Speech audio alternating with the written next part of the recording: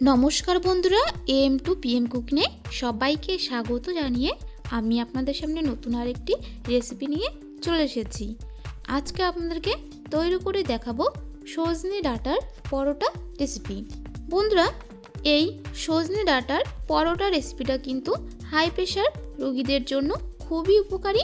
যারা হাই প্রেশারে ভুগছেন তারা আমি যেভাবে এই সজনে ডাঁটার পরোটা রেসিপিটা তৈরি করে দেখাবো ঠিক এইভাবেই কিন্তু বাড়িতে সকালে ব্রেকফাস্টে পরোটা বানিয়ে খাবেন, দেখবেন অনেকটাই সুস্থ থাকবেন। তাহলে চলুন বন্ধুরা, আর কথা না বলে রেসিপিটা শুরু করা যাক। রেসিপিটা বানানোর জন্য এই দেখুন বন্ধুরা, এখানে আমি পরিমাণ মতো সজনে ডাঁটা নিয়ে নিয়েছি।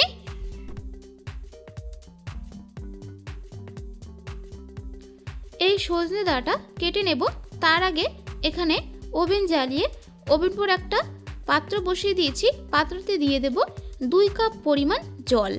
এখন এই জলের মধ্যে দিয়ে দেব পরিমাণ মতো লবণ। এই রেসিপিতে পরে কিন্তু আর লবণ ব্যবহার করব না। এখন এই জল ঢাকা দিয়ে গরম হতে দেব। এদিকে আমি সজনে ডাঁটা কেটে নেব। সজনে ডাঁটা কাটার জন্য হাতে একটা ছুরি নিয়ে নিয়েছি। এখন এই ছুরির সাহায্যে সজনে ডাঁটা কেটে নিলাম। এখন এইভাবে ছোট ছোট টুকরো করে নিতে হবে।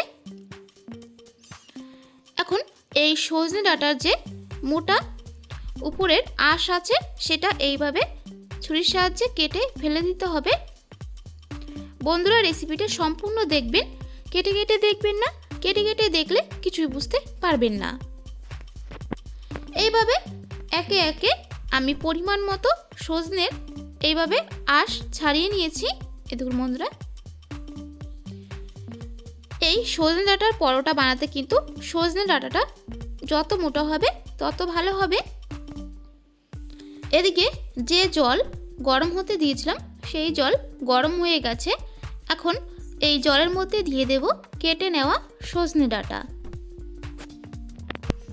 বন্ধুরা, এই সজনে ডাঁটার পরোটা পিএম নরেন্দ্র মোদীর খুবই প্রিয় একটা খাবার।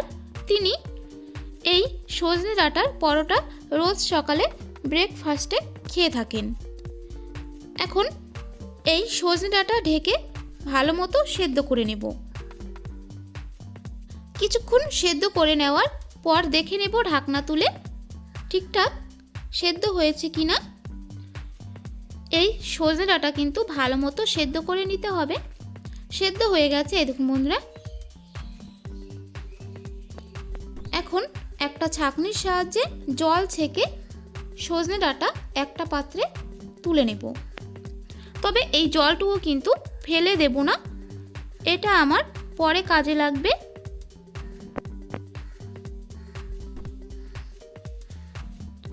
আর যেহেতু 2 কাপ জল দিয়েছি সেটা শুকিয়ে কিন্তু 1 কাপ জল হয়েছে। এখন এই সজনে ডাঁটা কিছুক্ষণের জন্য ঠান্ডা হতে দেব। ঠান্ডা হয়ে গেছে, আমি হাত দিয়ে দেখে দিচ্ছি। এই দেখুন বন্ধুরা, কত সুন্দর কিন্তু সজনে ডাঁটার ভিতরের যে শ্বাস সেটা বেরিয়ে আসছে। এখন একটা মিক্সিং বোলের উপরে একটা বড় ধরনের ছাঁকনি নিয়ে নিয়েছি। এখন এই ছাঁকনির উপরে সজনে ডাঁটাগুলো আমি এইভাবে চটকে নেব। আর সজনে ডাঁটার যে শ্বাস আছে সেটা এইভাবে বের করে নেব।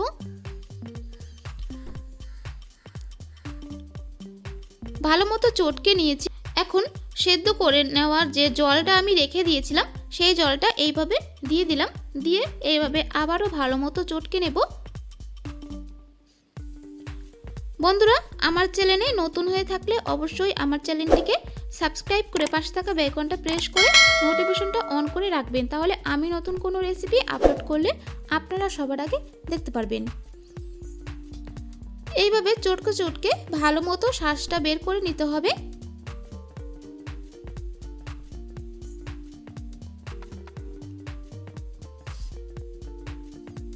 এই দেখুন বন্ধুরা, শ্বাসগুলো বের করা হয়ে গেছে।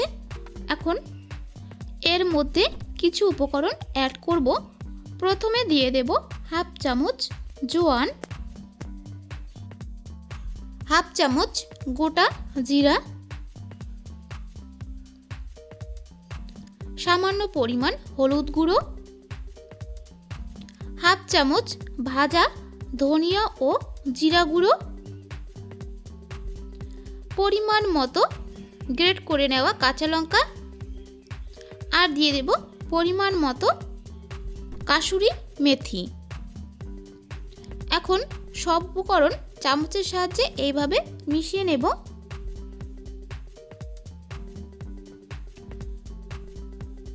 সব উপকরণ ভালো মতো মিশিয়ে নিয়েছি। এখন এর মধ্যে দিয়ে দেব পরিমাণ মতো গমের আটা। আটা সব উপকরণের সঙ্গে মিশিয়ে নিয়ে সব উপকরণ ভালো মতো মেখে নেব।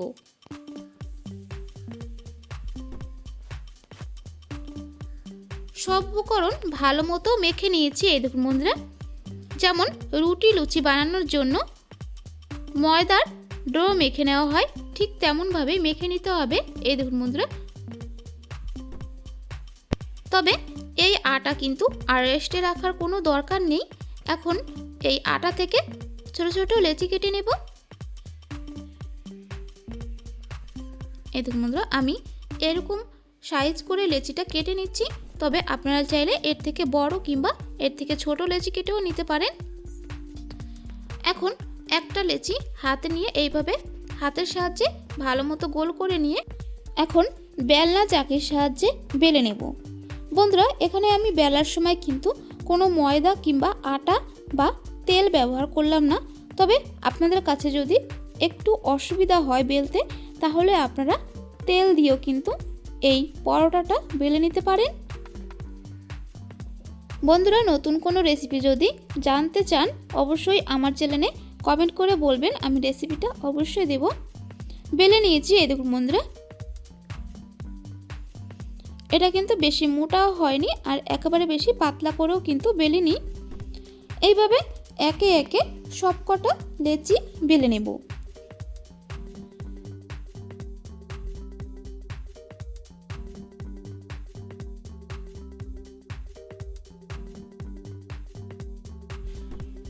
এইভাবে একে একে সবকটা লেচি বেলে নিয়েছি। এখন শুধু ভেজে নেব। এখানে ওভেন জ্বালিয়ে ওভেন পর একটা ফ্রাই প্যান বসিয়ে দিয়েছি।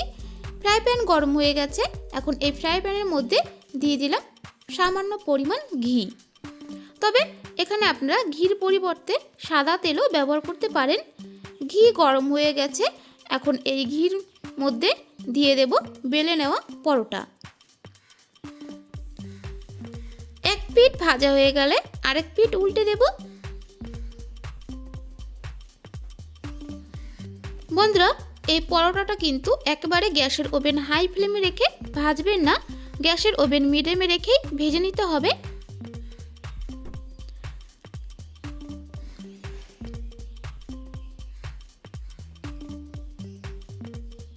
এপিঠ উপিঠ উল্টে পাল্টে পরোটা ভাজা হয়ে গেছে।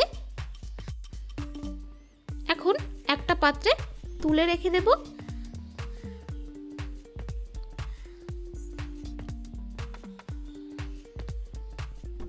এইভাবে একে একে আরও যে বেলে নেওয়া পরোটার শেপ আছে সেগুলো একইভাবে ভেজে নেব।